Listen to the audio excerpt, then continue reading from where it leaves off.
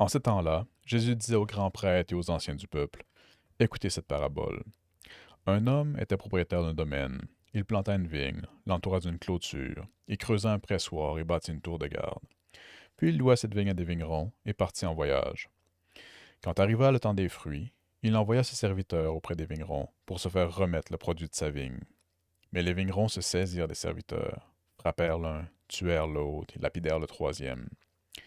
De nouveau, le propriétaire envoya d'autres serviteurs, plus nombreux que les premiers. Mais on le traita de la même façon.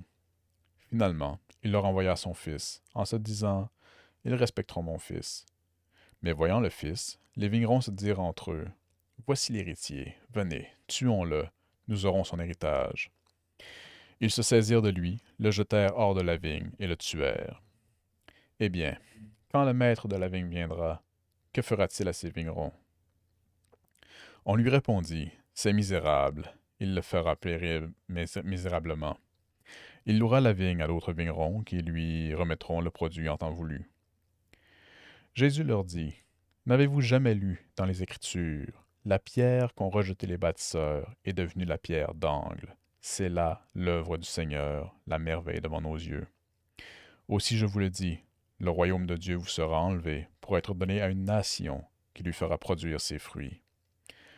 En entendant les paroles de Jésus, les grands prêtres et les pharisiens avaient bien compris qu'il parlait d'eux. Tout en cherchant à l'arrêter, il eut peur des foules, parce qu'elles le tenaient pour un prophète.